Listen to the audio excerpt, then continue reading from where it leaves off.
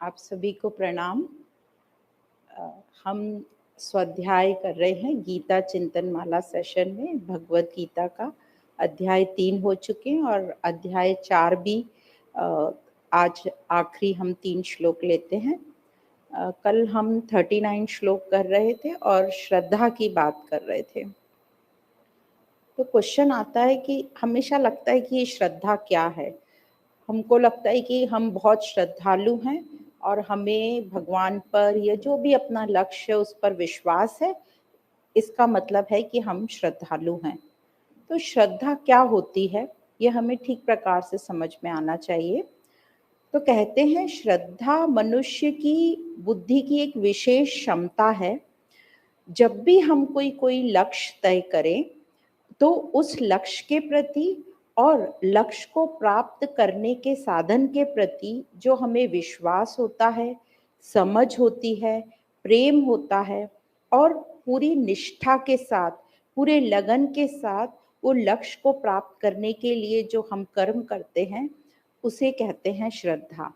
मतलब इस कदर अपने लक्ष्य के प्रति प्रेम भाव हो, रुचि हो कि आप और आपका लक्ष्य जो है एक हो जाएं। और इसमें शास्त्रों का बहुत बड़ा योगदान है, बहुत महत्व है शास्त्रों का। कहते हैं कि शास्त्रों का यदि हम आत्मसात करें तो हमारा विश्वास और हमारी समझ बहुत बढ़ जाती है।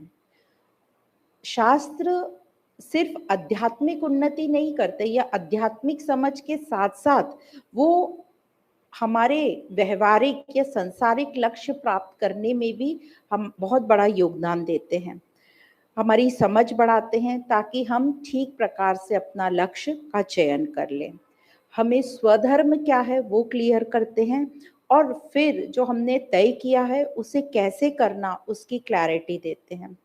तो यह जो श्रद्धा है यह मनुष्य को उसके डेस्टिनेशन मतलब गंतव्य स्थान तक ले जाने में बड़ी मदद करती है। और जैसे कि कहा ये शास्त्र उसकी समझ बहुत बढ़ाते हैं, इसलिए शास्त्रों का अध्ययन करना अनिवार्य है। जो शास्त्रों का साथ नहीं लेते तो कहते हैं उनकी समझ इतनी नहीं रहती और उनकी मन की उन्नति भी कुछ खास नहीं होती। हो सकता है उनको संसारिक मटेरियल या भौतिक थोड़ी से लाभ मिल जाए, कुछ प्लेजर मिल जाए, पर उनकी आध्यात्मिक मतलब मन की उन्नति नहीं होती। तो इस प्रकार जो ये श्रद्धा है यह है अपने लक्ष्य के प्रति प्रेम, विश्वास, रुचि, समझ, निष्ठा और लक्ष्य तक पहुंचने की लगन, निरंतरता, दृढ़ निश्चय, इन सब को यदि एक में हम रोल कर दें, एक में लपेट लें तो यह श्रद्धा कहलाएगी। तो अंग्रेजी में इसकी डेफिनेशन ऐसी बोली जाती है, श्रद्धा is devotion, dedication, determination, commitment, continuity, clarity, and worshipful attitude. All rooted in one is called Shraddha. और श्रद्धा is a one-time password for the best performance in any field. तो जो हम श्रद्धा पढ़ रहे थे, पासवर्ड, तो श्रद्धा यदि आपके पास हो तो आप कोई भी फील्ड में उन्नति कर सकते हो, आपको कोई रोक नहीं सकता। तो जो श्लोक था श्रद्धावान लभते ज्ञानम, तो श्रद्धावान कौन है? श्रद्धावान को ही नित्य ज्ञान की प्राप्ति बताई है। और ये श्रद्धावान कौन बताया है? जिसकी इंद्रियां जो हैं कंट्रोल में हैं, अपने वश में, अपनी इंद्रियां, संयत तेंद्रिय बोला है और तत्परता बोला है। मतलब वो पूरी स्पीड से, पूरी तत्परता से अपने लक्ष्य की तरफ बढ़ता चला जाएगा, जरा भी वो टाइम वेस्ट नहीं करेगा। और किसमें ये इंद्रियों का संयम होगा? जो अपने लक्ष्य के प्रति जिसको बहुत गहरा मतलब अटूट प्रेम है और विश्वास है, वही ये कर पाएगा। तो लक्ष्य को पाने के लिए दृढ़ निश्चय हो, लगन हो, ऐसा साधक ही तत्पूर्वक अपने लक्ष्य को पाने के लिए लगा रहेगा और इसी को कहते हैं श्रद्धा। फिर श्रद्धा जागने पर क्या होगा? उसको जो बाकी संसार है उससे विरक्ति आ जाएगी, क्योंकि लक्ष्य उसका उसके लिए इतना इम्पोर्टेंट है कि वह बाकी सब जो है साइड में रख देगा। तो जिसने अपना लक्ष्य साध लिया और लक्ष्य के प्रति प्रेम है, फिर वह फुल स्पीड से अपने गोल की तरफ दौड़ लगाएगा। कोई भी संसार की ताकत उसे फिर रोक नहीं सकती और वो परम शांति का अनुभव करेगा, क्योंकि उसके लिए अब संसार है ही नहीं, सिर्फ लक्ष्य है और लक्ष्य में वो 100% डेडिकेटेड है और उसकी तरफ बढ़ता चला जा रहा है। तो जैसे हम संसार में एग्जाम्पल देखते हैं, कोई भी आपने स्पोर्ट्स गेम देखा होगा या दौड़ देखी होगी, तो वो अपने वो फाइनल लाइन तक पहुंचने के लिए कितनी स्पीड से भागते हैं। आप देखेंगे मैदान में इतने लोग चिल्ला रहे हैं ऑडियंस में, उसको उनसे कोई फर्क नहीं पड़ता। वो पूरे फोकस मतलब एकाग्र चित्तता के साथ अपने गोल की तरफ भागते रहते हैं। चाहे कैसा भी क्लाइमेट हो, गर्म हो, ठंडा हो, बारिश आ रही हो, वो अपने लक्ष्य की तरफ दौड़ते रहते हैं। तो ये बात व्यवहार संसार में बहुत देखने को आती है कि जिन लोगों ने भी उन्नति करी है, सही मायने में उन्नति करी है, किसी भी क्षेत्र में आप देख लीजिए, जैसे हर क्षेत्र में हम देखेंगे, जैसे हम पुरातन काल से भी देखते आए भक्तों की दुनिया में, तो मीराबाई, भक्त प्रहलाद, रानी मदालसा, इन सब के से हमें प्रेरणा मिलती है कि कैसे अपने लक्ष्य के प्रति उन्हें प्रेम था और निष्ठा थी। फिर विवेकानंद जी, भगत सिंह, रानी लक्ष्मीबाई, अहिल्याबाई, इन सब की हम कहानियां पढ़ते हैं और हमें उनसे बहुत प्रेरणा मिलती है। आज की तारीख में देख लिए तो बड़े बड़े सिंगर्स हैं, लता मंगेशकर जी हैं, फिर बिजनेसमैन हैं, JRD टाटा हैं, हमारे भूतपूर्व प्रेसिडेंट अब्दुल कलाम जी हैं। इन सबको अपने लक्ष्य के प्रति गहरा प्रेम था। तो इसलिए कहते हैं हर कर्म की श्रेष्ठता के लिए जो है पासवर्ड श्रद्धा है। कर्म की श्रेष्ठता चाहिए तो हमें उस अपने जो भी हमारा लक्ष्य उसके प्रति अटूट अटूट श्रद्धा मतलब प्रेम, लगन, निष्ठा, रुचि, समझ, विश्वास सब चाहिए और निरंतरता चाहिए उस पद पर चलने के लिए, उस लक्ष्य को प्राप्त करने के लिए जो भी रास्ता है उसके लिए। तो यह हुई श्रद्धा। अब जो आगे का श्लोक है वो ये बताता है कि यदि श्रद्धा नहीं हो तो क्या हाल होता है। तो श्लोक नंबर 40, अज्यश्च श्रद्धाधानश्च संशयात्मा विनश्यति, नायं लोकस्ति ना परो ना सुखम संशयात्मनः। तो यहाँ यदि हम इनका हिंदी शब्दों में भावार्थ देखें तो भगवान कह रहे हैं कि अज्य और अश्रद्धा मतलब अज्ञान, जिसको अज्ञान है, अज्ञानी मतलब विवेकहीन, विवेक जिसका हो, जिसे विवेक नहीं हो, विवेक रहित, तथा श्रद्धा रहित और संशय युक्त। तो 3 बार बोल दी, अज्ञान, श्रद्धा रहित और संशय युक्त जो है, जिस पुरुष में ये नष्ट हो जाते हैं, उनमें भी जो संशयी पुरुष है उसके लिए तो यह लोक और न परलोक में सुख है। तो कह रहे हैं कि जो ये 3 जिनमें है, जो अज्ञानी है, जो श्रद्धा रहित है और जो संशय युक्त हैं, उनका न तो लोक में और न परलोक में। इसमें भी जो संशय युक्त है उसके बारे में बहुत जोर दिया है। तो यहाँ भगवान कहना चाह रहे हैं जो संशय युक्त पुरुष है, संशय मतलब जिसको शंकाएं रहती है, संशय रहता है कि ये क्या है, सही है कि नहीं, मैं क्या करूं, मैं ये करूं कि वो करूं, जो कंफ्यूज रहता है। तो संशय युक्त किसको यहाँ पे कहा गया है, जिसका विवेक जागृत ना हो, या जितना भी उसके पास विवेक हो उसको वो महत्व नहीं देता हो, साथ ही जिसमें जरा भी श्रद्धा नहीं हो। मतलब उसको खुद को तो कुछ नहीं होगा, ज्ञान शिक्षा नहीं है उसको, और न ही वो किसी की बात सुनने को तैयार होता है, ऐसे को संशय युक्त कहा है। और कहा है कि ऐसे की उन्नति नहीं होती। तो क्या करेंगे अब, जिसको संशय उसका क्या करेंगे। तो यहाँ भगवान कहते हैं कि संशय को मिटाना ही एक उपाय है, क्योंकि संशय के कारण उन्नति नहीं हो रही। तो संशय होना कोई गलत बात नहीं है। हम इतना कुछ पढ़ते हैं, अलग अलग पुस्तकें पढ़ते हैं, अलग अलग भाष्यकारों के ग्रंथ पढ़ते हैं, और हमारी बुद्धि अभी इतनी सूक्ष्म नहीं है कि हम हर चीज का मीनिंग ठीक प्रकार से खुद से समझ ले। तो संशय होना बुरी बात नहीं है। और हो सकता है कई बार कई लोग जो हैं चलते फिरते कोई एक आध श्लोक कहीं सुन लेंगे, टीवी सीरियल में कुछ देख लेंगे और आधा अधूरा समझते हैं, उसके आगे पीछे का कंटेक्स्ट उनको पता नहीं रहता और अननेसेसरी फिर कहते हैं हमें तो बहुत शंका है, हमें तो कुछ भी क्लियर नहीं है, ये ज्ञान तो कुछ काम का नहीं है। तो इस प्रकार की भी शंकाएं उठती हैं। तो संशय होना बुरी बात नहीं है, पर संशय को खत्म नहीं करना हानिकारक है। तो संशय जो भी है उसको नष्ट करना जरूरी है।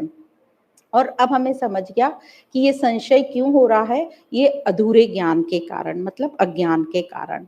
तो संशय को नष्ट करना है, कैसे नष्ट करेंगे इस संशय को? तो भगवान कह रहे हैं जिज्ञासा से। हमारे अंदर जिज्ञासा होनी चाहिए।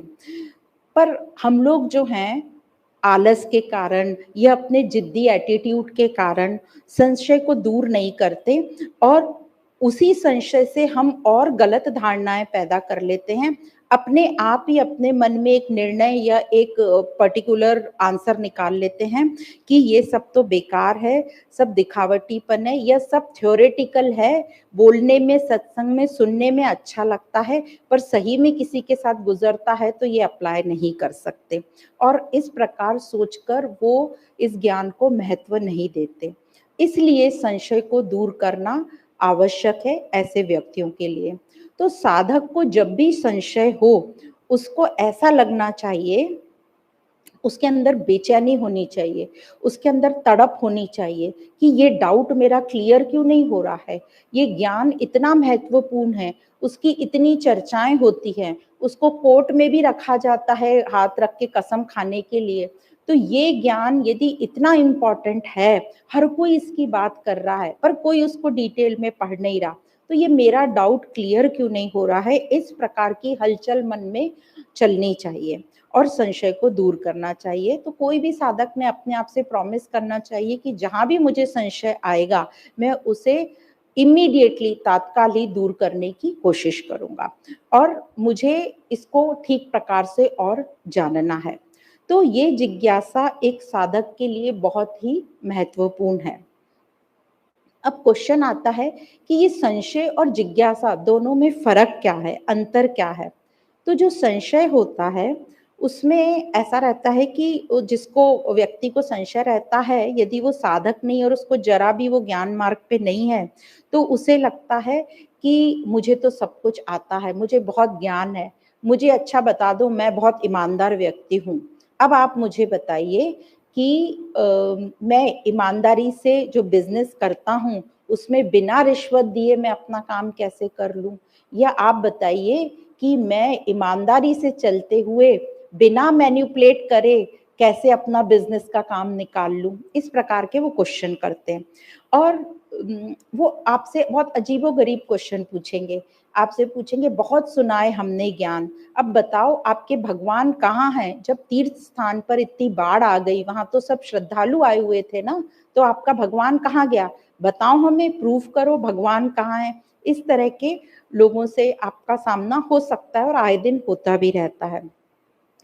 कई लोग कहते हैं हम तो इतना जानते हैं, वर्क इज वर्शिप, बाकी तो सब कुछ छोड़ दो, बस अपना काम करो, दूसरी तरफ ध्यान मत दो, संसार में क्या चल रहा है उस पर ध्यान मत दो, बस अपना काम करो, मतलब एकदम स्वार्थ वाले एटीट्यूड पे। फिर बोलेंगे कि हमें कामयाबी नहीं हासिल हुई, हमने तो पूरी ईमानदारी से किया, बताओ भगवान कहाँ पर है? तो इस प्रकार की शंकाएं लोगों के मन में बहुत रहती है और वो उसको दूर नहीं करते। ये अच्छे से ध्यान रखना, वो आपसे कब पूछेंगे? जब बहुत भीड़ और कोई कार्यक्रम चलता होगा, खास करके कहीं शादी ब्याह ऐसी जगह मिलेंगे, तो खड़े खड़े 2 मिनट के लिए आपसे बात करेंगे, पूछेंगे क्वेश्चन, पर वो आपका आंसर नहीं सुनेंगे, वो आंसर भी खुद ही दे देंगे। अरे पता है, कुछ नहीं है, कुछ नहीं है, वो भगवान है ही नहीं, दिखता नहीं, ये सब इस तरीके की बातें। और वो बोलेंगे, खास करके पार्किंग लॉट वगैरह में ऐसे खड़े होके बात करेंगे और फिर बोलेंगे नेक्स्ट टाइम मिलेंगे आपसे, हाँ तब डिटेल में बात करेंगे। वो नेक्स्ट टाइम कभी नहीं मिलते आपसे, और मिलेंगे तो भी उस टॉपिक पे बात नहीं करेंगे। तो इस प्रकार के संशय साधारण लोगों में बहुत पाए जाते हैं। तो जो संशय वाले होते हैं वो अपनी जानकारी को 100% जानते हैं कि हमें पूरी जानकारी, हम सब कुछ जानता है। दूसरा, ये लोग जो हैं ये सेल्फ हेल्प बुक्स होते हैं ना, जो छोटी छोटी बुक्स होते हैं उसमें थोड़ा बहुत कुछ पॉइंट्स दिए रहते हैं, उसको पढ़कर आते हैं और उस पर भी क्वेश्चन होते हैं। जो मोटिवेशनल स्पीकर्स को जो 1 घंटे की क्लास करके आते हैं और फिर हमसे पूछते हैं, तो हम अच्छी तरह जानते हैं ये बुक्स खराब नहीं है, कोई भी सेल्फ हेल्प मोटिवेशनल सब अच्छे होते हैं, पर 1 घंटे में आप कितना ज्ञान ले लोगे? वो ये शास्त्रों का गूढ़ रहस्य तो नहीं जान सकते ना उससे, तो वो टाइम भी नहीं बिताना चाहते और सुनना भी नहीं चाहते आपकी। तो जो संशय वाले होते हैं वो अपने आप को सोचते हैं हमें सब कुछ पता है, हम बहुत इंटेलिजेंट हैं, ये लोग जो बोल रहे हैं सिर्फ थ्योरेटिकल बातें कर रहे हैं या ये इनका प्रोफेशन है, ये भी ऐसा बोल सकते हैं। और ये भी बोलते हैं मैंने तो बहुत जान लिया, इसलिए मैं इस ज्ञान से तो दूर ही रहता हूँ, इस तरह की भी बातें आती हैं। पर जो जिज्ञासु होते हैं उनमें श्रद्धा होती है और वो हमेशा ये समझते हैं कि हमने तो कुछ नहीं जाना, हमें तो और जानना है, हमें तो और जानना है और समझना है। तो इस प्रकार जो जिज्ञासु होते हैं उन्हें और जानने की इच्छा होती है, उन्होंने पूरा भी जान लिया हो तो भी वो चलते रहते हैं कि हमें और जानना है, और उनकी श्रद्धा बहुत रहती है। इसलिए जो कोई भी साधक, भगवान कहते हैं जिसको संशय है उसको दूर करने के लिए जिज्ञासा को मन में उत्पन्न करो। जिज्ञासा रखनी चाहिए हमारे अंदर। जिज्ञासा रखोगे तो क्या होगा? जिज्ञासा रखेंगे, यदि आप अपने मन में जिज्ञासा रखोगे तो कोई ना कोई मार्ग से आपको ज्ञान मिलेगा, या तो कोई संतों का सानिध्य हो जाएगा, कोई महात्मा आपको मिल जाएंगे, या कोई किताब मिल जाएगी, या किसी की स्पीच मिल जाएगी जो आपके संशय को क्लियर करे। बस जिज्ञासा आप में होनी चाहिए। तो कहते हैं कि ये संशय को दूर करने के लिए जो जिज्ञासा हम अपने अंदर उत्पन्न करते हैं, यही बहुत बड़ी कृपा है हमारी, हमारे खुद पर ही। तो ये कृपा हमने अपने ऊपर अवश्य करनी चाहिए। और फिर आगे कहते हैं इसी श्लोक में सेकंड लाइन में, नायम लोकस्ति ना परो ना सुखम संशयात्मनः। मतलब यहाँ ऐसे संशयात्मा मनुष्य की बात कर रहे हैं जो अज्ञ है और अश्रद्धालु है, अज्ञानी है और अश्रद्धालु है। मतलब संशय के कारण उस मनुष्य की खुद की तो अपनी बुद्धि चल नहीं रही इस दिशा में, सूक्ष्म बुद्धि नहीं है, स्थूल बुद्धि तो बहुत है, सूक्ष्म नहीं, और न वो किसी की बात या ज्ञान सुनने को तैयार होता है, तो वो विवेकहीन है, इसलिए उसका जो है पतन निश्चित है, पतन होता जाता है। तो वो कह रहे हैं भगवान उसके लिए ना तो यह लोक ना परलोक में सुख है। तो ये क्यों बोला? मतलब कल्याण नहीं है, सुख नहीं है, मतलब उसकी उन्नति नहीं है, मानसिक उन्नति नहीं है। तो न तो इस श्लोक में का मतलब है जो उसका जो व्यवहार रहेगा कैसा रहेगा इस संशयात्मक पुरुष का सॉरी, तो उसका कैसा व्यवहार रहेगा इस संशयात्मक पुरुष का? उसका व्यवहार कंफ्यूज रहेगा, मैं ये करूं कि मैं वो करूं, मैं ध्यान में बैठूं कि मैं कीर्तन करूं, कि मैं ज्ञान सुनूं कि मैं स्वाध्याय रखूं, ये व्यक्ति अच्छा है कि वो व्यक्ति अच्छा है, मैं किसका सानिध्य करूं। इस प्रकार की उसमें बहुत सारी बातें या संशय आते रहेंगे। तो जो ऐसा व्यक्ति है वो खुद भी खुश नहीं रहेगा क्योंकि स्थिर नहीं रहेगा, और वो जो है परिवार में, समाज में भी कंफ्यूजन पैदा करेगा। तो उसकी बुद्धि कैसी रहेगी? संशयात्मक बुद्धि। और कोई भी संसार में सुख या कल्याण पाने के लिए कैसी बुद्धि चाहिए? हमने सेकंड अध्याय में पढ़ ली, निश्चयात्मक बुद्धि चाहिए, और इसकी बुद्धि कैसी रहेगी? संशयात्मक बुद्धि। तो संशयात्मक बुद्धि के साथ कल्याण होना मतलब सुख प्राप्त या शांति प्राप्त करना तो मुश्किल है। तो इसलिए कहते हैं कि उसका संशय उसको दूर करना आवश्यक है। तो महात्मा लोगों का भी कहना है कि जो विवेक बुद्धि है और जो श्रद्धा है उसके द्वारा संशय को अवश्य ही मिटाया जा सकता है। तो ये संशय के मिटाने के 2 साधन हो गए हमारे पास। एक तो विवेक विचार से ये दूर होता है, और दूसरा जो है शास्त्रों के अध्ययन से या महापुरुषों के वचनों से जो श्रद्धा पूर्वक सुने, शास्त्रों को भी श्रद्धा पूर्वक समझे और शास्त्रों महापुरुषों के वचनों को भी श्रद्धा पूर्वक समझने की कोशिश करें। तो इसलिए यहाँ पर इस श्लोक में संशय वालों को यह बताया जा रहा है कि अपने विवेक विचार को जागृत करो, अपने अंदर जो है श्रद्धा को उत्पन्न करो। तो दो चीजें बताई, एक तो विवेक विचार उत्पन्न करो और श्रद्धा उत्पन्न करो। तो हम सबकी भी ये कोशिश होनी चाहिए कि दिन पे दिन हमारी जिज्ञासा बढ़नी चाहिए। हमको ये नहीं लगना चाहिए कि एक बार हो गई भगवत गीता, अब हमने बहुत कुछ जान लिया। तो कई लोगों में, जो साधारण लोगों में यही है कि एक बार पढ़ ली, जीवन में एक लक्ष्य था कि एक बार भगवत गीता की चैंटिंग करनी है, टिक मार्क हो गया, एक बार रामायण पढ़नी है, टिक मार्क हो गया, एक बार भागवत पढ़नी है, टिक मार्क। तो बोलते ना कि हमारे जीवन में मरने के पहले मुझे 4 धाम जाना है, भागवत पुराण की कथा करनी है, एक बार भगवत गीता पढ़नी है, एक बार शिव पुराण पढ़नी है। तो इस प्रकार का लोगों का है कि बस वो पढ़ ली तो हो गया, हमें मुक्ति मिल गई। पर यहाँ भगवान कह रहे हैं कि हमें जितना हम पढ़ेंगे हमारी जिज्ञासा उतनी बढ़नी चाहिए, क्योंकि उतने डाउट्स भी हमें आते हैं और उनको हमें क्लियर करना चाहिए, क्योंकि जिसमें संशय होंगे उसकी उन्नति नहीं है। और यह दो में से दोनों नहीं तो एक रास्ता तो आपको अपनाना ही है, या तो श्रद्धा होनी चाहिए या विवेक होना चाहिए। क्योंकि भगवान ने पहले इसके 39 नंबर के श्लोक में श्रद्धा, हाँ जी, श्रद्धा होगी तो अवश्य ही उसमें जिज्ञासा होगी और वो आगे जाएगा।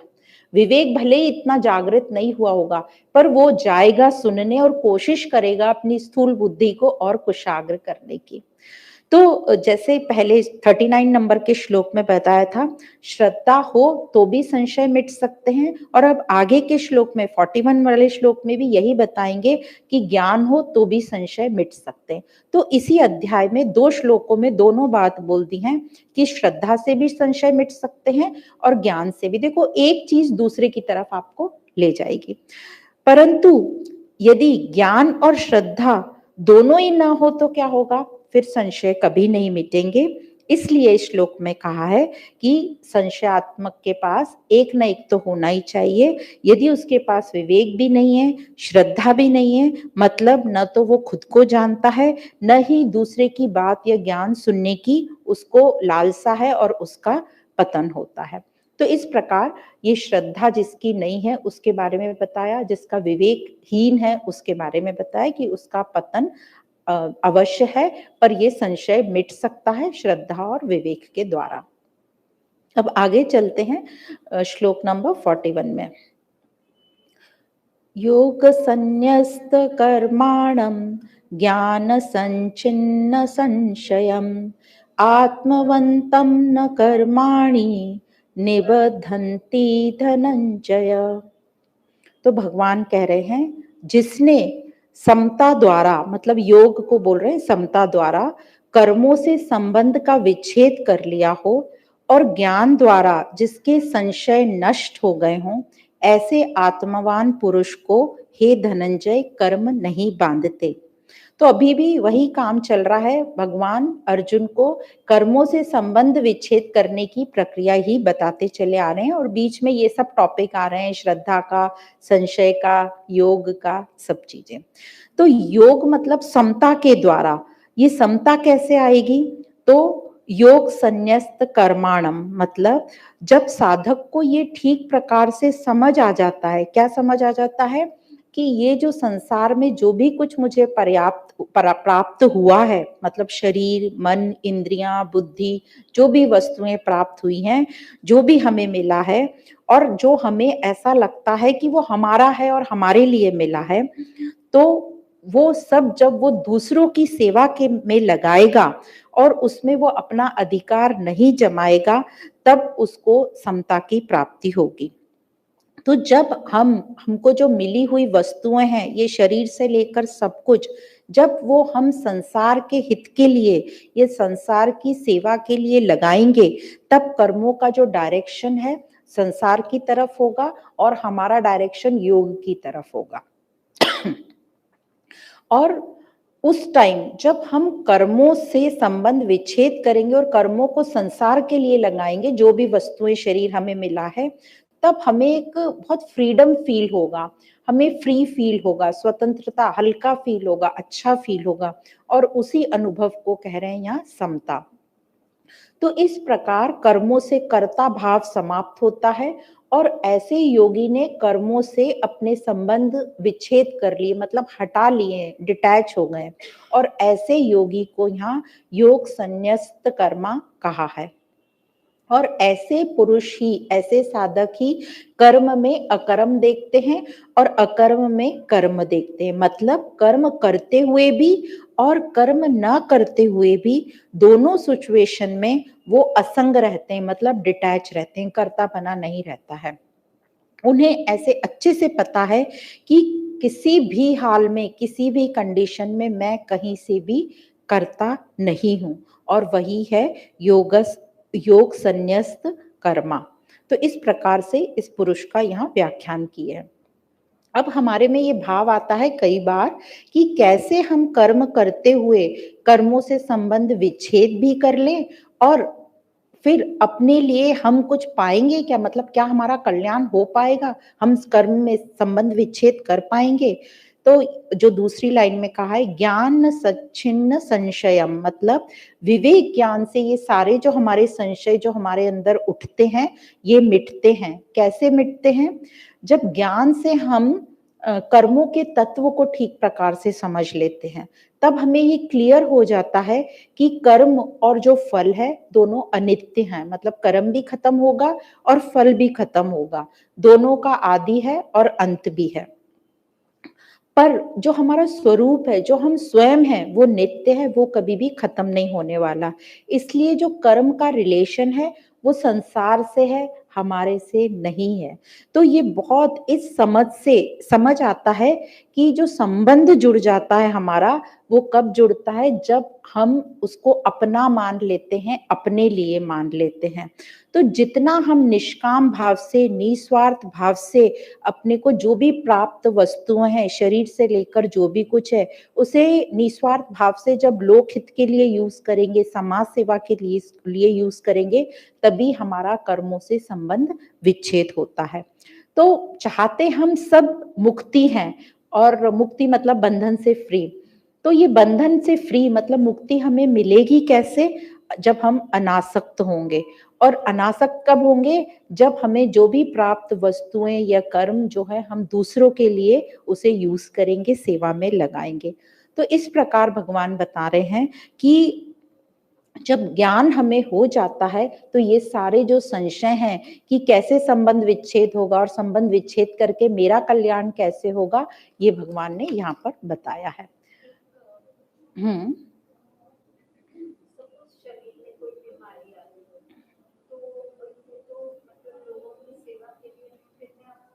हाँ, फिर हाँ, यस यस, वो तो अलाउड है ना। अपनी बॉडी में यदि कोई शरीर में रोग हो गया, तो मैं जहां हूं अपनी बॉडी का ट्रीटमेंट लेंगे, क्योंकि जब आप ही स्वस्थ नहीं है तो आप दूसरों की सेवा, तो फिर आप वो सेवा नहीं कर पाएंगे, फिजिकल सेवा। पर आप मन से अच्छी धारणा रखेंगे, अपनी खुद की सेवा करेंगे और स्ट्रांग बनेंगे। हाँ, फिर यदि हो सके तो जाएंगे, नहीं तो आप जहां बैठे हो वहीं से सेवा कर सकते हो। या अपने बुद्धि को और कुशाग्र करने की कोशिश करेंगे। बस ये कि जो भी मुझे मिला है वो उसकी सेवा के लिए मिला। फिर आता है कर्म योगी का उद्देश्य ही क्या होता है?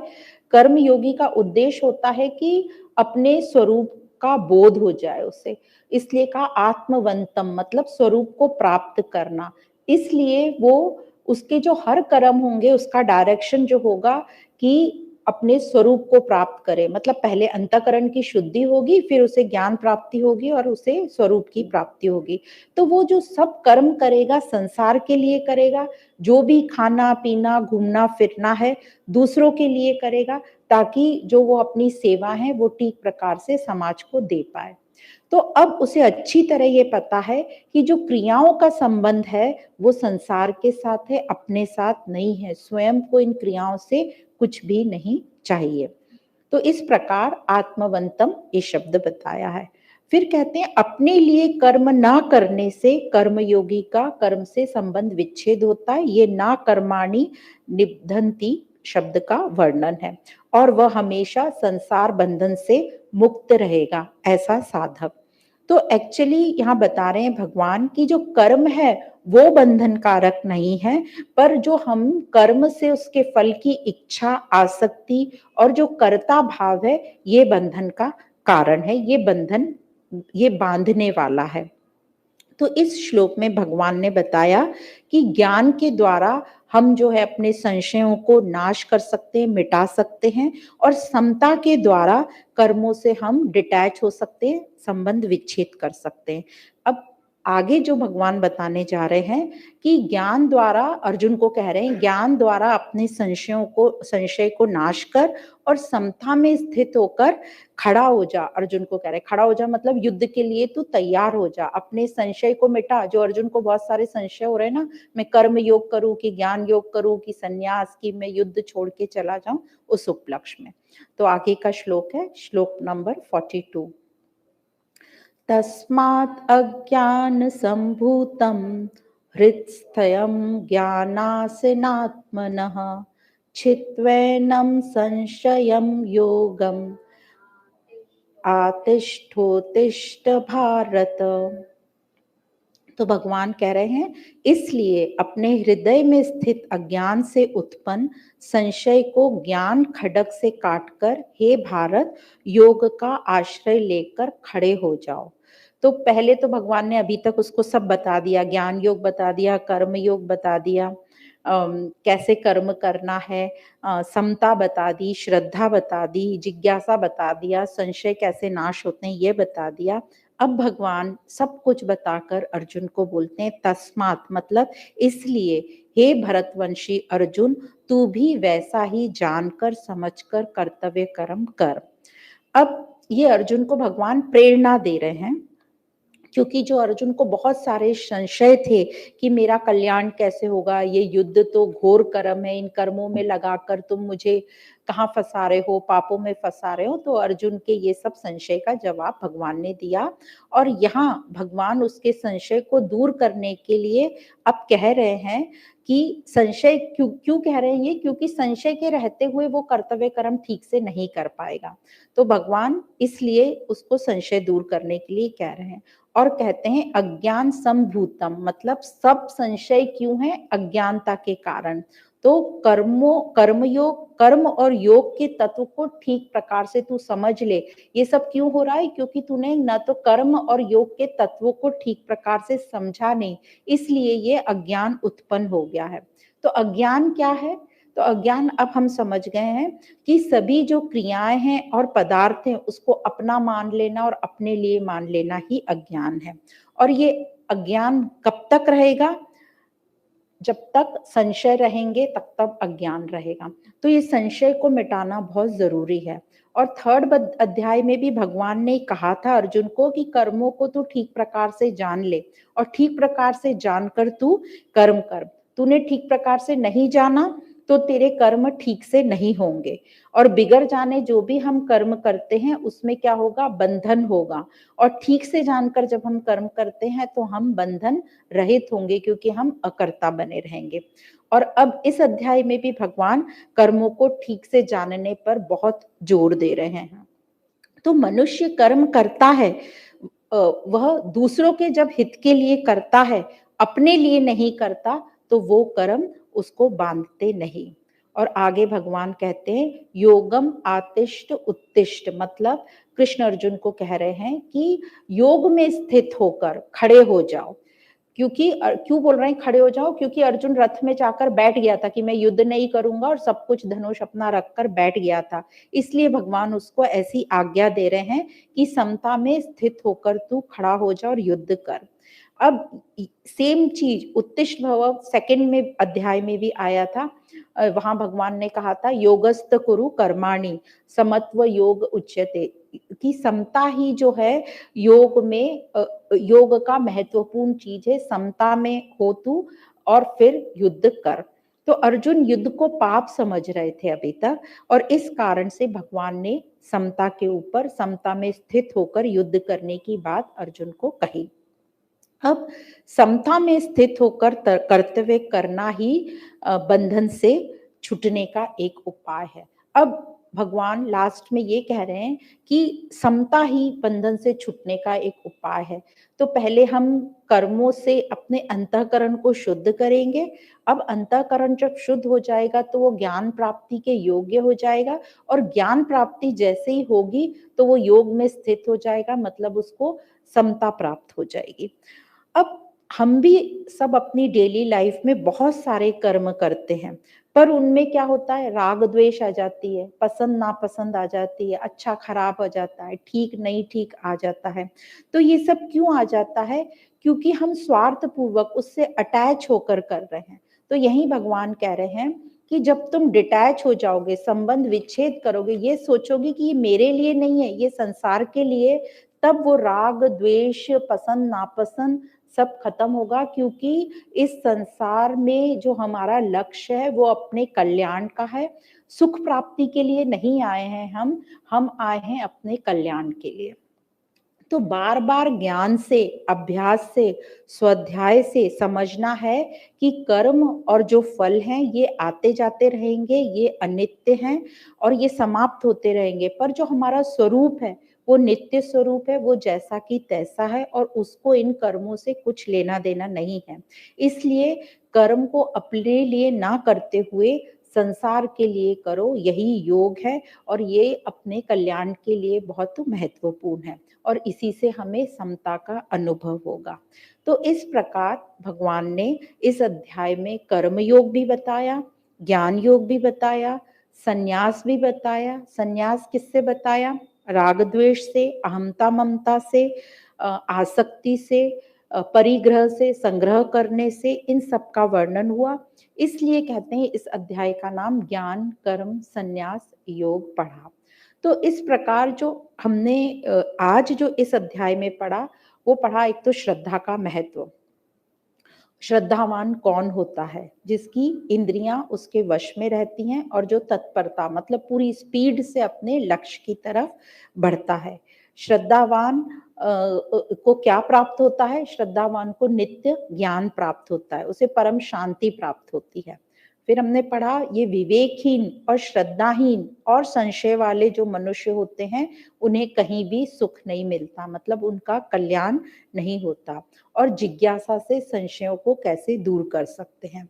फिर भगवान ने कहा कि जिसने समता द्वारा अपने कर्मों से संबंध विच्छेद कर लिया हो, डिटैच हो गए हैं, और ज्ञान द्वारा जिसके संशय नष्ट हो गए हैं, ऐसे को कर्म बंधन नहीं है, कर्म बांधते नहीं। और फिर भगवान कहते हैं इस अध्याय के आखिरी श्लोक में, इसलिए अज्ञान के कारण जो संशय उत्पन्न हो रहे हैं, उन संशय को ज्ञान रूप खड्ग से तू काट कर, हे भारत, योग का आश्रय लेकर, मतलब समता में आकर खड़े हो जा और युद्ध कर। तो ये जो भगवान बार बार कर्मों से संबंध विच्छेद बोल रहे हैं, क्यों बोल रहे हैं? कि उन्होंने अर्जुन को देख लिया कि वो मोह में है, आसक्ति में है। अब ये मोह आसक्ति हमें कैसे हो जाती है?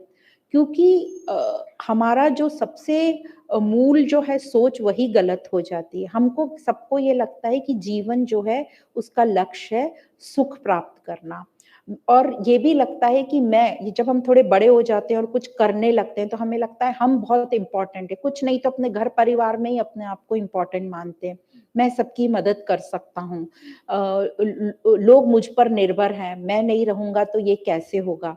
और ये संसार तो सुख भोगने के लिए है, ये एक जीवन मिला है, इसको एंजॉय करो, सब भोगों को भोग लो। तो यह मान लेना ही हमारी सबसे बड़ी भूल है और यही जो है आसक्ति का बीज है। तो संसार में सुख दुख का जो मूल है वो यही है कि मनुष्य मूर्खतावश जो है सब कुछ अपने लिए मान लेता है और अपने लिए ही करता है, उसको स्वार्थ आ जाता है और इसी को वो आदर्श समझ लेते हैं कि सुख भोगना और इस संसार में सक्सेसफुल होना, ये सुख भोगना ही है। जितना आप सुख भोगोगे उतने आप सक्सेसफुल कहलाओगे। तो ये बहुत मूर्खतापूर्ण बात हो जाती है और इसी को हम आदर्श मान लेते हैं और संग्रह करने लगते हैं, हैव मोर और आता जाए। तो इस प्रकार ये जो हमारा बीज है, यही गलत हो जाता है, गलत धारणा हो जाती है और यह जो सुख भगवान कह रहे हैं, जो जिसको तुम सुख बोल रहे हो, वो तो नाशवान है, आज है, कल नहीं है। तो हम सभी ने ये देखा है कि कभी सुख आता है, कभी दुःख आता है। तो कभी न कभी तो हर किसी मनुष्य को ये बोध आ जाता है कि ये जो सुख मुझे मिल रहा है, इससे मुझे कम्फ़र्ट तो मिल रहा है, पर पूर्णता की प्राप्ति नहीं हो रही। कहीं न कहीं कुछ डेफ़िशिएंसी लग रही है, पूर्ण नहीं हो रहा और ये भी चिंता और भय रहती है कि ये सुख चला तो नहीं जाएगा कहीं, ये सुख चला तो नहीं जाएगा। तो और विक्षेपित रहता है मन, मतलब सुख में भी हम कहीं न कहीं दुखी हैं और जब वो सुख नहीं मिलता, तब तो हम दुखी रहते ही हैं कि अरे! मेरे तो सारे सुख चले गए, सारे सुख चले गए। तो हमें अपने से ही क्वेश्चन पूछना है कि जब सुख नहीं मिलता तब तो हम बोलते हैं दुखी है, चलो समझ गई ये बात। पर जब सुख रहता है तब तुम्हें क्या मिला था? तब भी हम कहीं न कहीं दुखी थे ही, कहीं न कुरकुर चल रहा था हमारा। तो ये समझ में आता है कि एक नटशेल में कि सुख और दुःख ये दोनों ही हमें तंग करते हैं। ये दोनों ही से हम परेशान रहते हैं और इस प्रकार जब ये भाव आने लगता है, तब हम कोई न कोई तीसरा मार्ग ढूँढते हैं जिससे मुझे पूर्णता की प्राप्ति हो। तो इस प्रकार देखने में आता है कि ये जो दोनों परिस्थितियां हैं, फेवरेबल और अनफेवरेबल, मतलब अनुकूल परिस्थिति और प्रतिकूल परिस्थिति, इन दोनों से ही हमें शिक्षा मिलती है। मतलब सुख से भी शिक्षा मिलती है कि ये पूर्ण नहीं है और दुख से तो मिल ही जाती है कि ये तो कुछ काम की चीज है नहीं। तो और यूजुअली हम अनफेवरेबल कंडीशन से ज्यादा सीखते हैं, वो हमें एकदम से वैराग में ले आती है। जैसे कल हमने जितने भी एग्जाम्पल पढ़े, वाल्मीकि जी का, भरतहरि का पढ़ा, उनकी पत्नी ने उनसे धोखा दे दिया तो उनको वैराग आ गया। तुलसीदास जी की पत्नी ने उनको एक लाइन बोल दी तो उनको वैराग आ गया। फिर भरतहरि का हुआ, फिर ये रत्नाकर डाकू, वाल्मीकि जी ने देखा कि परिवार वाले उनके साथ उनके पाप में भागीदार नहीं है, तो उनको बहुत धक्का लगा, वैराग आ गया। हम भी अपने घर में सब समाज में देखते हैं ना, किसी ने हमारी इंसल्ट कर दी, अनादर कर दिया 4 लोगों के सामने या कि तो हमें बड़ा बुरा लग जाता है और समझता है, अरे ये सब कुछ काम का नहीं है। तो और घर परिवार में बच्चों के साथ देखते हैं कि अरे नहीं-नहीं ये तो सब बेकार की चीज़ें हैं। तो हमें भी कहीं न कहीं अनफ़ेवरेबल कंडीशंस जल्दी से विरक्ति या वैराग में ले आती हैं। तो विवेकानंद जी कहते हैं कि इस जगत में ऐसे रहो जैसे ट्रस्टी हो, सब चीज़ का खूब ख़्याल रखो, ज़िम्मेदारी से काम रखो, पर मेरा कुछ नहीं है, मेरा कुछ भी नहीं है और ये सब मुझे सब सेवा में लगाना है। और परिवार में बच्चों के साथ ऐसे रहो जैसे कि आप नर्सिंग केयर कर रहे हो, जैसे एक नर्स रहता है, वो बहुत अच्छे से पेशेंट की केयर करता है, बच्चों की जो भी उसका पेशेंट रहता है बहुत अच्छे से केयर करता है, खिलाता-पिलाता सब है, हँसाता सब है, पर उसको पता है कि ये मेरा नहीं है, शाम को उसको ड्यूटी खत्म हुई कि वो अपना बैग लेके चला जाता है। तो वैसे नर्स की तरह रहो। और तीसरा, घर परिवार में कैसे रहो? सर्वेंट की जैसे, सेवाधारी की जैसे। जैसे सर्वेंट हम लोग के सब काम करते हैं, सब अच्छे से अच्छा खाना जो भी, पर उनको ये पता है कि ये मेरा कुछ भी नहीं है। जिस घर में मैं दिन भर रात भर काम कर रहे हैं, ना तो वो घर मेरा है, ना उनका पैसा मेरा है, ना उनके बिस्तर सोफे मेरा है, ना कार मेरी है, ना कोई मेरा है। और काम पूरे अच्छे से करते हैं ताकि अच्छे से हमें अपनी पगार टाइम से मिल जाए। तो उसी प्रकार हम भी इस दुनिया में रहें तो हमें अच्छे से रहो, पर मेरा कुछ नहीं है ताकि मेरा कल्याण ठीक प्रकार से हो पाए। तो मैं मेरा हटा, मतलब निस्वार्थ भाव से हम सेवा करने में लगे रहेंगे तो अवश्य हमारा संबंध विच्छेद होगा, आसक्ति नहीं होगी और हम समझ जाएँगे कि सांसारिक चीज़ें सुख नहीं दे रही हैं और इनकी ज़्यादा संग्रह कर लेते तो उनकी भी साफ-सफाई, रख-रखाव करना पड़ता है। तो ये भी कुछ काम का नहीं है, तो हमारा अपरिग्रह, मतलब अनासक्ति भी हो जाएगी, अपरिग्रह भी हो जाएगा और शास्त्रों का अभ्यास करते रहें, जिज्ञासा रखें अपने में, तो हमारे संशय जो भी हमें टाइम-टाइम पे कुछ भी डाउट आ जाते हैं, वो क्लियर होंगे और हमें परम शांति का अनुभव होगा। तो इस प्रकार से मैं नहीं और मेरा नहीं, इस पर भगवान ने जोर दिया है। तो इस प्रकार ये जो अध्याय है हमारा आज ज्ञान कर्म संन्यास योग यहाँ समाप्त होता है। हम आखिरी में एक बार श्रद्धा की डेफिनेशन और समझ लेंगे अच्छे से। बोले फिर से एक बार, जो श्रद्धा हमने बोली थी कि ये श्रद्धा क्या है।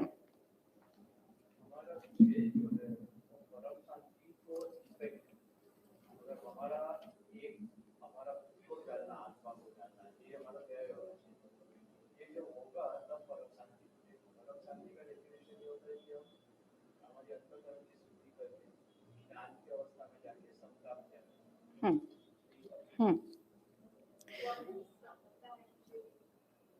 सम मतलब द्वंद्वों से ऊपर उठ जाना, न सुख न दुख, न्यूट बोलते उसको उदासीनता है, पर वो उदासीन नहीं है। तो जो हम आनंद बोलते हैं तो एक्चुअली वो वाला आनंद नहीं है जो हम सोचते हैं। हम क्या सोचते हैं, देखो वो आनंद में नाच रहा है, तो आनंद में ऐसे नाचना वगैरह नहीं होगा। वो उसकी जो स्थिति है वो वैसी रहेगी जैसे आप हवा में शांति से उड़ रहे हो, कुछ कोई भी चीज का इफेक्ट आपके ऊपर नहीं हो रहा है, फ्री फील होगा, लाइट फील होगा। और वो तो वही बता सकता है जो उस अनुभव है उसको। तो ये जो श्रद्धा की बात है, श्रद्धा एक बहुत ही इंपॉर्टेंट चीज है। तो श्रद्धा हमेशा बोलते हैं मनुष्य की बुद्धि की क्षमता है ये श्रद्धा, और ये विशेष क्षमता है। और जब भी हम कोई लक्ष्य तय करें और लक्ष्य के पाने के लिए जो साधन है, जो मार्ग है, उसके प्रति, तो लक्ष्य और लक्ष्य के साधन के प्रति जो भी हमारी विश्वास हो, प्रेम हो, रुचि हो, समझ हो, और उस लक्ष्य को प्राप्त करने के लिए जो साधन है उसके प्रति निरंतरता हो और दृढ़ निश्चय हो, इन सबको मिलाकर ही हम श्रद्धा बोलेंगे। और इस कदर अपने लक्ष्य के प्रति प्रेम होना चाहिए और रुचि का भाव होना चाहिए कि हम और हमारा लक्ष्य जो है अलग नहीं रह जाएं, वो एक हो जाएं। और इसमें शास्त्रों का बड़ा भारी महत्व है। और इसीलिए कहते हैं कि श्रद्धा जो है वन टाइम पासवर्ड है श्रेष्ठ कर्मों के लिए। तो श्रद्धा हमने अवश्य ही बनाए रखना है। तो आप सभी को बहुत बहुत धन्यवाद।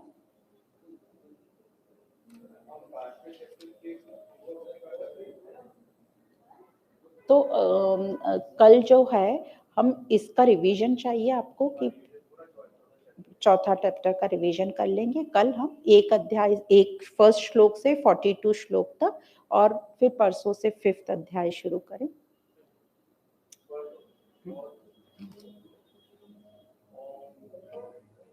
ओम पूर्णमद पूर्ण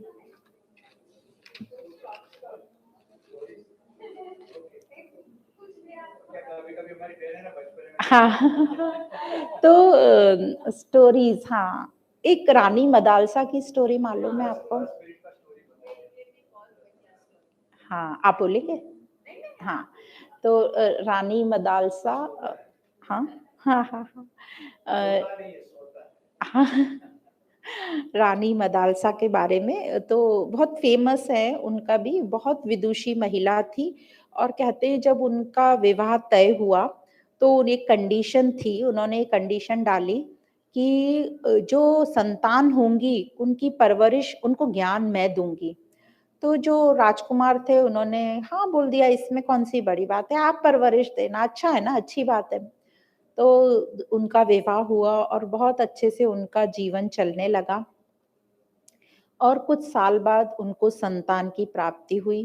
तो जो पहला बेटा हुआ, तो रानी मदालसा ने, जैसे उन्होंने कहा था प्रॉमिस, उन्होंने अपने बच्चे को शिक्षा दी, ज्ञान दिया।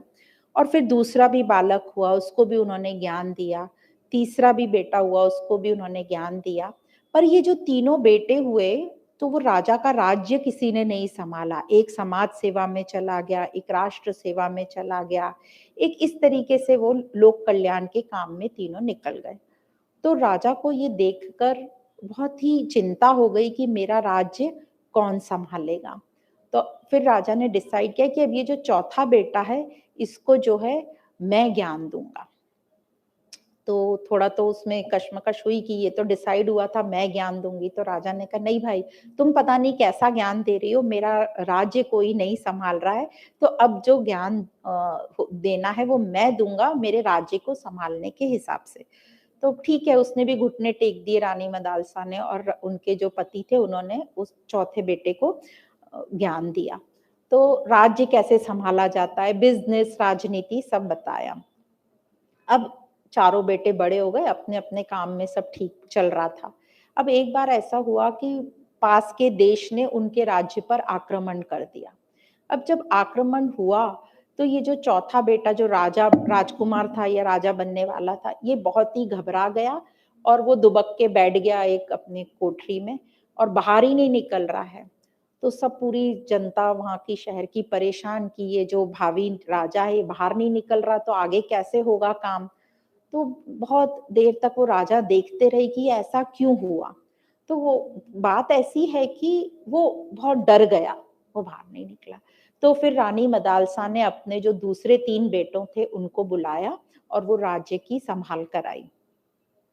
तो बात आती है इसमें कि रानी मदालसा ने ऐसा क्या ज्ञान दिया होगा अपने बेटों को कि वो डरे नहीं, निर्भय होकर उन्होंने राज्य संभाल लिया। और उस राजा ने ऐसा क्या नहीं बताया होगा कि वो जो चौथा बेटा था वो डर गया और वो राज्य नहीं संभाल पाया। तो कहते हैं जो रानी मदालसा ने उनको जो आध्यात्मिक ज्ञान दिया था, उससे उनमें काफी ताकत आ गई थी, निर्भय हो गए थे, ताकि कोई भी सिचुएशन का मुकाबला वो ठीक प्रकार से कर पाते, क्योंकि उनको ये ठीक प्रकार से समझ गया था कि ये संसार क्या है, ये जीवन क्या है, ये जगत क्या है, मैं कौन हूँ, ईश्वर कौन है, इसकी क्लैरिटी आ गई थी। कर्मों को वो तत्व से ठीक प्रकार से समझ गए थे कि कर्म क्या कौन से करना चाहिए और कैसे करना चाहिए, कर्म करने की विधि को ठीक प्रकार से समझ गए थे। उनको अपना स्वधर्म ठीक से समझ गया था कि स्वधर्म क्या है।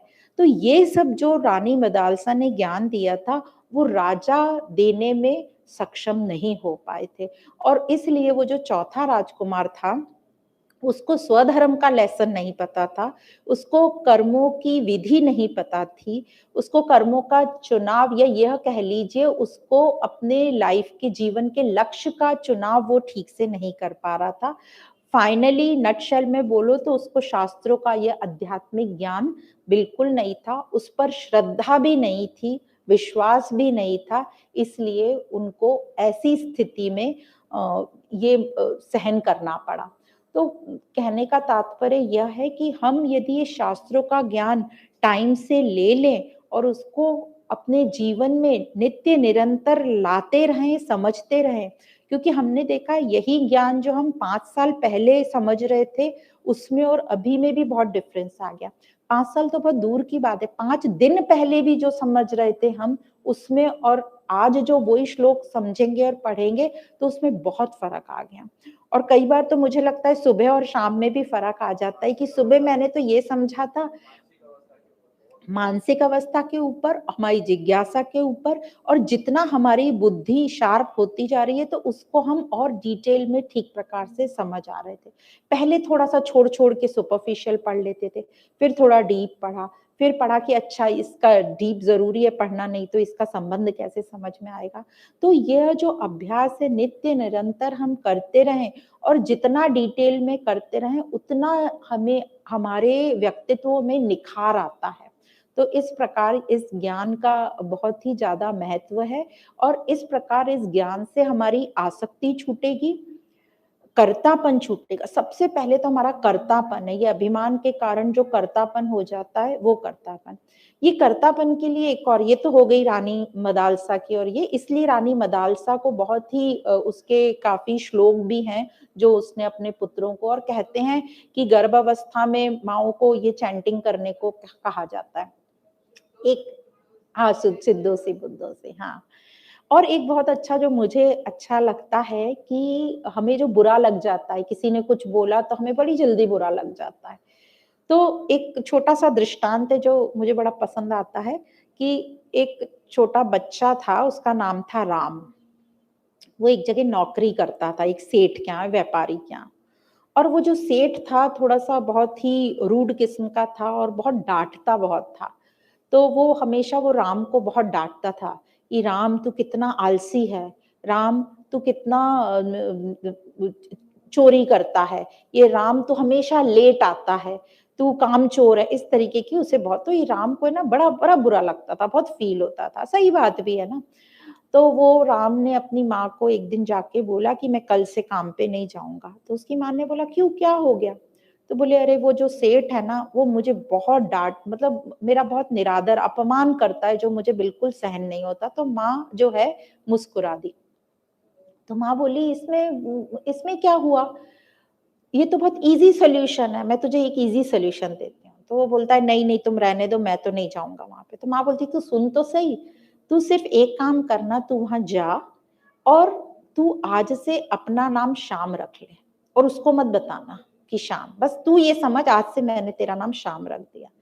तो बोले उससे क्या होगा? बस बोले तू जा और उसको मत बताना तेरा नाम श्याम है और तू ये याद रखना तेरा नाम श्याम है।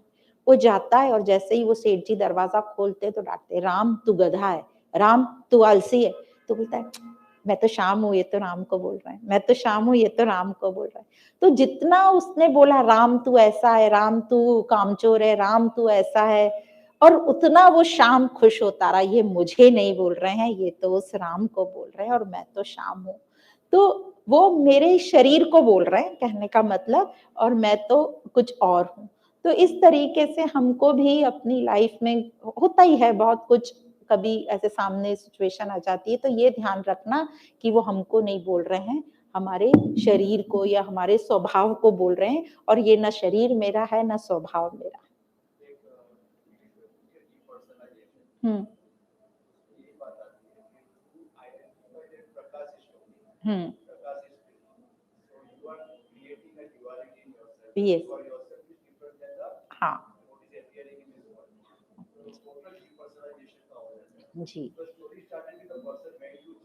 हाँ, हाँ, हाँ। हुँ, सॉलिट्यूड हुँ। तो इसीलिए कहते हैं कि एक एरोप्लेन का भी एग्ज़ाम्पल बहुत अच्छे से देते हैं कि आप थोड़ा-सा अपने को धरती से ऊपर रख कर देखने की कोशिश करो और धीरे-धीरे, धीरे-धीरे ऊपर जाने की कोशिश करो, तो हर चीज़ छोटी-छोटी नज़र आती है और एक टाइम ऐसा आता है कि आप ये ग्रेविटेशनल फ़ोर्स से भी ऊपर हो जाते हो। फिर आपको कोई छू भी नहीं सकता, कोई दिखता भी नहीं। इसलिए ये एरोप्लेन का ये भी अच्छा लगता है, ट्रेन बस में जाते हैं, अपनी कार में जाते हैं तो बहुत सारा सामान ठूँस लाते हैं। अपनी तो कार है, सारा सामान रख लो, ये भी रख लो, वो भी रख लो। बस में जाते हैं थोड़ा कम, ट्रेन में जाते हैं थोड़ा और कम, पर फ्लाइट में जाते हैं तो और ही कम। अब तो वेट रिस्ट्रिक्शन है, तो कम से कम सामान लेके जाना। तो उतना हम जितना हम ऊपर की क्लास में बढ़ेंगे, उतना हम होते जाएँगे और अब तो अपना ये निर्णय कर लेना चाहिए कि बस मुझे सिर्फ़ अपना टिकट लेके जाना है हाथ में, उससे ज़्यादा कुछ भी नहीं। तो ऐसे गोल से हम आगे बढ़ सकते हैं, तो हमारा जो संग्रह है, जो परिग्रह है, वो थोड़ा-सा कम होता जाएगा, कम होता जाएगा। सभी को बहुत-बहुत धन्यवाद।